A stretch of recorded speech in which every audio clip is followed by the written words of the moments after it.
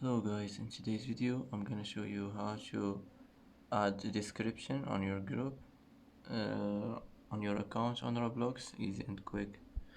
First click here, now click groups, and now click create group.